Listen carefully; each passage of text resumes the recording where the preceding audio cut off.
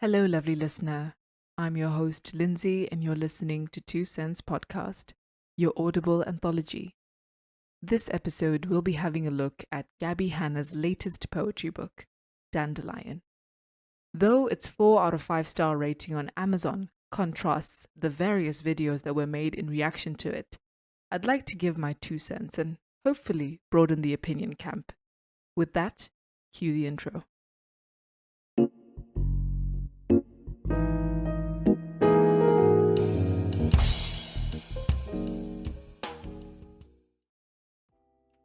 Gabbie Hanna is a long-time YouTuber and now appears to be morphing into a musical artist and writer. She reached her peak on YouTube during the vlogging era with David Dobrik and friends, and was also a popular face on the gone but never forgotten Vine. Mind That Dandelion is her second book, following her unforgettable first release, Adultolescence. Her debut book was reviewed by YouTube's finest. James Marriot, Drew Gooden, Alize, and Rachel Oates all had a go at dismantling her cringe-inducing attempt at a Bo Burnham-style poetry book. I got the sample on my Kindle, and I was welcomed with the following. This is titled Unexpected. Ladies and gentlemen, come have a look. Here at last, another YouTuber book. Just what we needed. Someone to produce the tangible ego of a 20-something douche. And I was amused, truly. But the rest of the sample was just not good. In the end, I decided not to purchase it, but rather enshrine it. Despite the fact that I don't have the full Adultolescence book, I've made sure that I have a substantial perception of Gabbie Hanna's writing style, so that fair inferences on her progress as a writer can be made. But before we head over to Dandelion, I'd like to grace you once more with one of Ms. Hanna's advices that really caught me off guard because of the disorienting spacing for which I am still searching for their purpose. This one's called Advice 14. When I was a kid, my biggest fear was getting lost in space, and it turns out maybe I shouldn't have been so stressed about that because I don't have a spaceship, so don't make problems where there aren't any. All I can say is wow. Before I purchased Dandelion, I searched for videos and I watched a bit of Rachel Oates' review, where I learned that Miss Hanna had sent Rachel a free copy for her to review, which I salute because Rachel's first review of Adultolescence was solemnly scathing in comparison to the other reviews that were more lighthearted and comedic. I ended up not watching Rachel's full video because it was nearly 60 minutes, like an hour, but her thumbnail bore a bold text reading, "It gets worse." So that left me with quite the impression before I got the Dandelion sample. I then watched a small bit of another review by Vangelinaskov, who I'll mention again in the analysis. So I got the sample, and I already noticed so much of a difference in the acknowledgements. This time, it felt like Gabbie really had something to share. In Adultolescence, the first pages feel like an attempt to sound like someone else. In this case, probably Bo Burnham. And the attempt is palpable and not very enjoyable. In contrast, Dandelion greets you with a personal memory and dedication from Gabbie to her gran.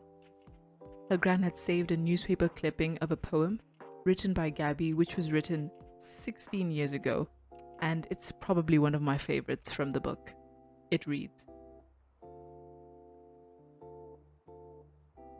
"Autumn memories rush through my head, of leaves yellow, orange, and red, cranberry sauce and pumpkin pies, cardinals singing and foggy skies, tranquil nights and cozy days, breezes blowing all the ways, raking leaves and diving in, treasured moments with my kin, musty air and rustling leaves.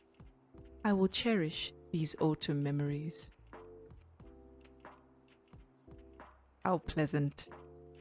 It's such a lovely poem, and it has a childlike simplicity about it that I just adore. After this page, I was actually looking forward to continuing on with the sample. I noticed a lot more improvement this time. Ms. Hanna showed the potential she has in giving insightful nuances, like in her poem, Bloom. It reads,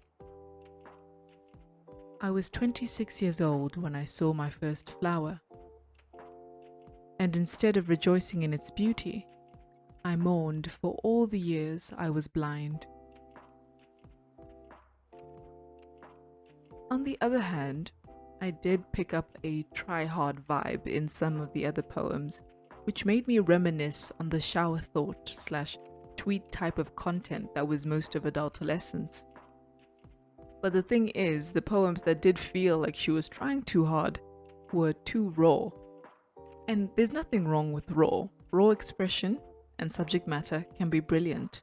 But in this case, the rawness of the emotions that Ms. Hanna is trying to portray need a lot of work, a lot more depth, because some of them feel like drafts and some feel pointless. Two examples are Help and Tinted. Tinted reads, some people dance like no one's watching. I cry hysterically in my car like no one can see into my window. With Tinted, I understand what she's getting at, but I don't get the point or the purpose. It doesn't feel like a poem to me. Next, Help reads, maybe you can't stop world hunger. Maybe you can't stop senseless violence, but you can stop loneliness.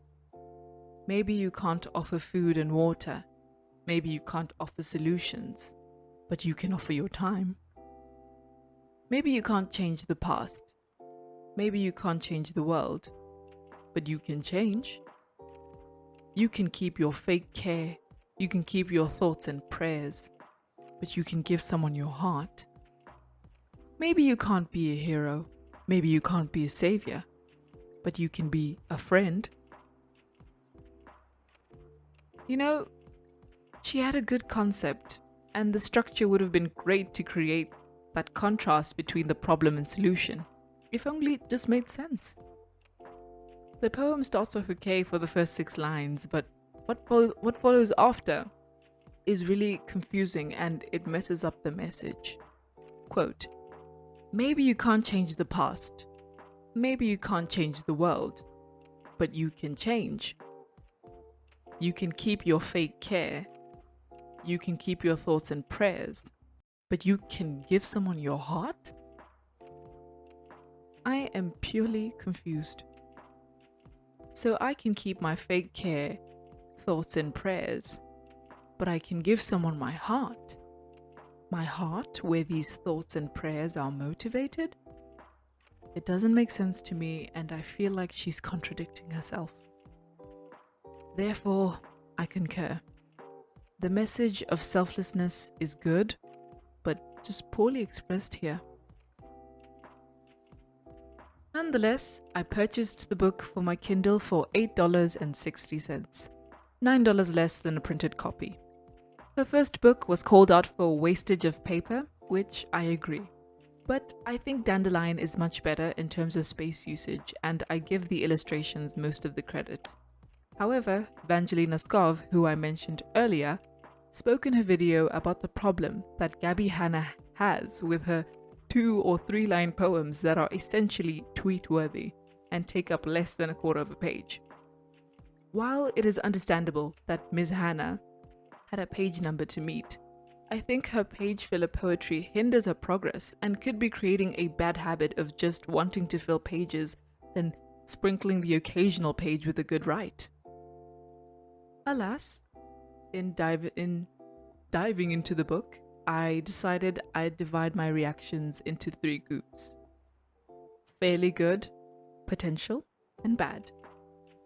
Bad was further divided into doesn't make sense, impressionless, and tweet. To give you an idea of how the reading went, I tallied each category out of the 152 poems, and the results are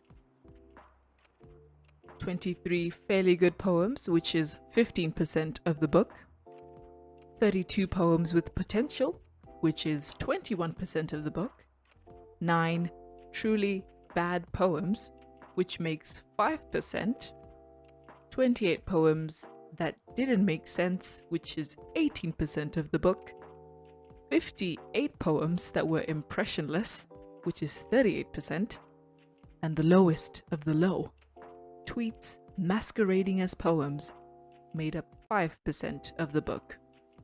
I added in a category of special poems that stood out for a variety of reasons, both good and bad, which was 5% of the book. I'd also like to add that there are poems that are featured in more than one category. I'll expand on them as we go on as well. So it took me a week and 2 days to finish the entire book, which is 244 pages, consisting of poetry and short stories.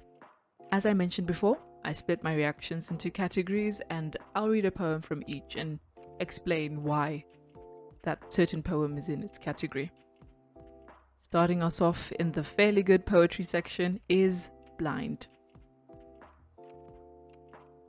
Blind was written for Molly, who I assume to be a friend to the author. It reads,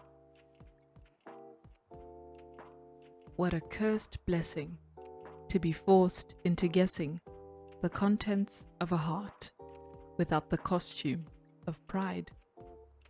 A beast or a beauty, all comes down truly to not what can be seen, but what festers inside.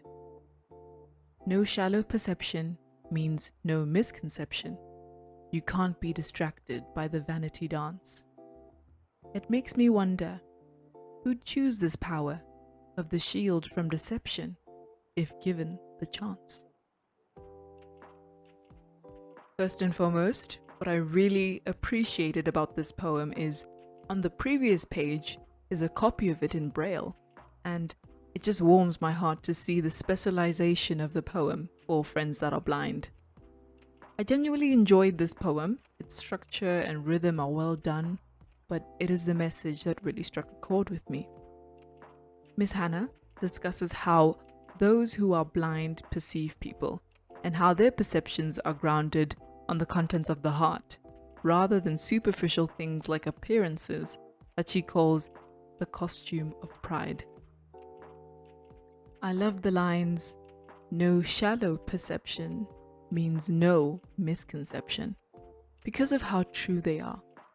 And while being blind is not a thing to be celebrated, for lack of a better word, I can only imagine how great of a change I'd experience if I were to put aside my shallow perceptions more often, which I'd encourage us all to do. Overall, I applaud this piece. Great execution of a powerful message.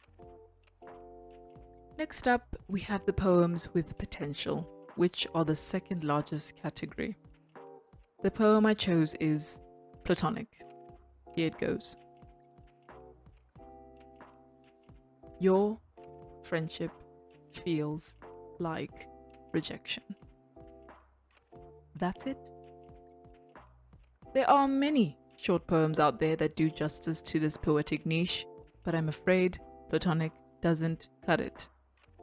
Without the guise of illustration and contrasting colors that are in the book, this is just a statement, and I can't fully count it as poetry. There's no ether to these words, no engagement of the senses or slight imagery. It's just a statement tossed with indentations that she could have expounded on.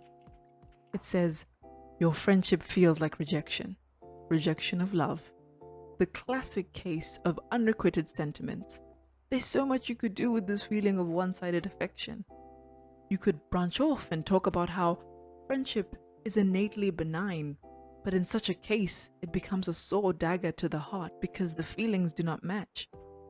Hence why I feel like this poem had the potential to be something more. Next up, we have the category of truly bad poems. I will read you 3.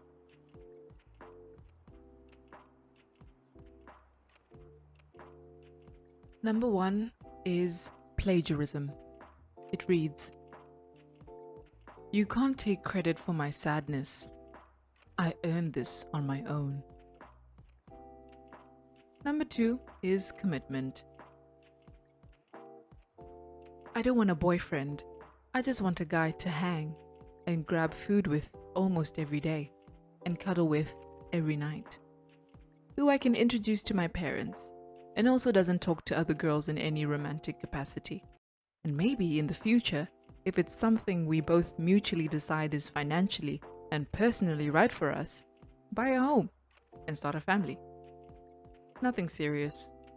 I'm chill like that." Number 3 is Sword. It reads, "If you want me, if you miss me, no matter what you've done to my heart, I'll expose my chest to you once again. Burn me once, shame on you. Burn me twice, shame on you. Burn me 3 times. I'll let you scatter my ashes across the wasteland of your selfishness. I've tried to build armor in callousness to shield me from the relentless carelessness of the renters of my heart. But I've surrendered to the fact that I always have been and always will be this person. I'll always help people who don't deserve it, care for people who won't return it, and fight for people who easily forget it. I swim oceans for people who won't cross a teardrop for me. And if I drown, so be it." Frankly, I feel like this is the impression I get from most parts of her book. Desperation. A deep need for empathy. But it's so brash. Especially with Plagiarism and Sword. I understand that there are many who have felt and do feel like they are being used.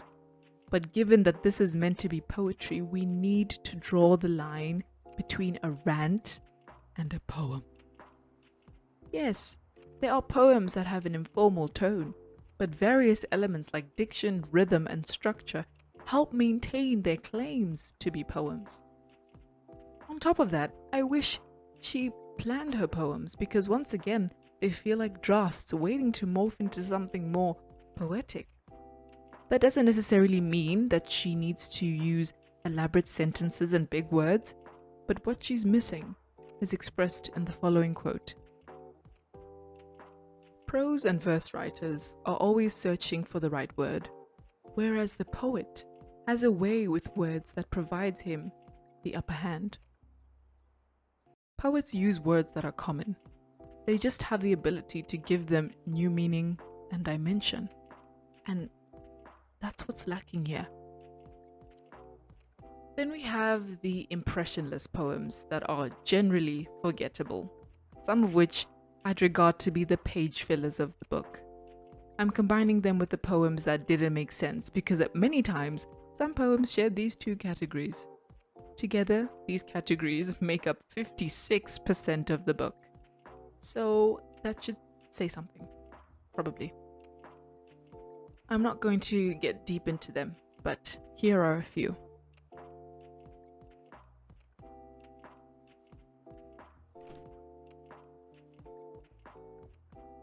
Number 1 is Fishbowl.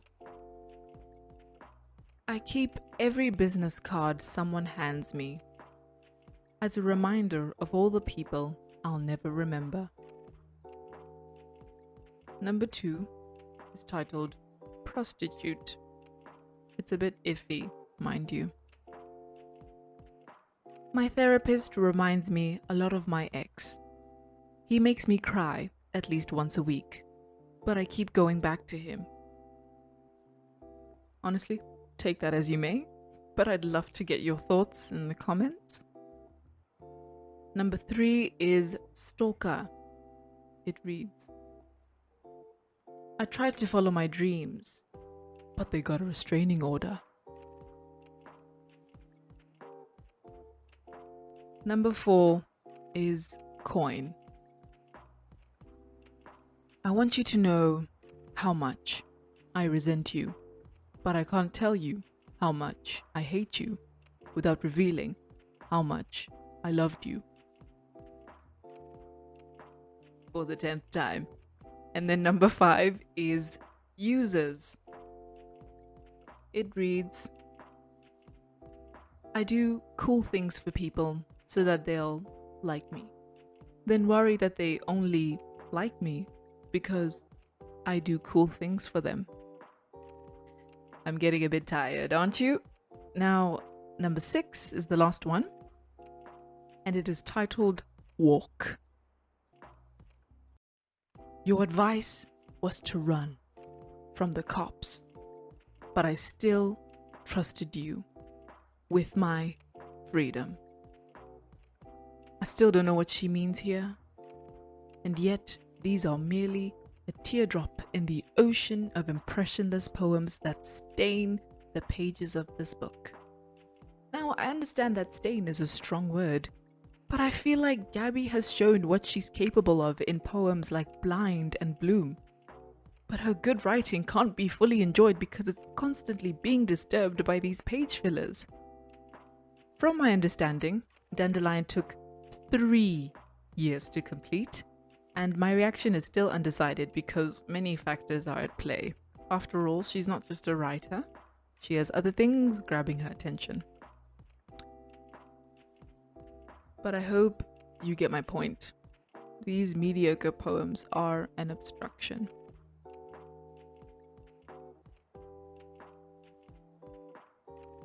With regards to the special poems, these were poems that handled sensitive subject matter in a very contemplative way. Some were very good, and others terrible. Because of the nature of the topics, I won't go into them. But in case you get the book and maybe want to see what I'm talking about, the special poems are Love, Assault, and Rides. Let me know if you ever get to them. I mentioned in the previous episode that there is always a remnant of wisdom or delight from a poem that etches itself onto you. And I found that days later, even after constantly revisiting the book to write the script, I can't think of a poem that has left an impression on me. And again, I genuinely think the page fillers could be part of the reason. However, though the poetry struggles to keep its head above water, I've been marked by Miss Hanna's short stories, and to be honest, I think that's where she shines the most. I must admit, going into this whole thing, my mind already held Gabbie Hanna as the problematic YouTuber with a track record for being fake deep. But reading her stories, which are practically memories from her life, made me set aside my mob mentality and absorb Miss Hanna's character the way she hardly gets the chance to present it. I can say that after reading the stories, I think I have an idea of why or how she came to be the person she is or appears to be. After all, social media is not real life. But I ended up empathizing with her and her stories. The way they were written, pleasant, very personable and down to earth. I could relate quite a bit with the topics. So I'll read you an excerpt from her story, The Second Hot Dog. I hope you're comfortable. My parents made sure we got to school early enough to eat the free breakfast, some type of dessert or breakfast pizza. We qualified for free lunch, so we didn't waste any money on packing one. The way our lunch was set up, you either paid or you didn't when you reached the end of the line. That means if you got free lunch, anyone around would know it. The first half of my school career was spent doing everything I could do not to be seen. I patiently waited until every other student got their meal, insisting that I wasn't hungry, when my classmates asked me if I was getting in the line with them. Or I lingered in the hallway, mindlessly shuffling through papers in hopes of appearing to be busy. When everyone was seated and eating, I would say something along the lines of, I guess I'd better eat. I don't want to be hungry later. When the coast was clear, I would slip into the cafeteria and swiftly grab a tray without the prying eyes of my classmates. Okay, so a little spoiler.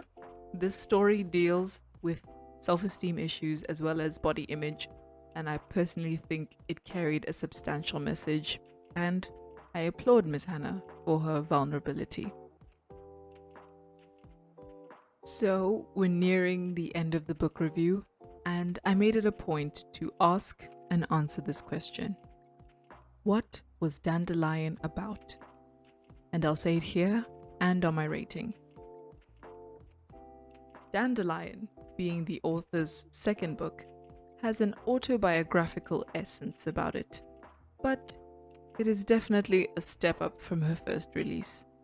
Her tinctures of insightful poems regarding relationships, love, and heartache, in combination with her engaging illustrations, make the book interesting.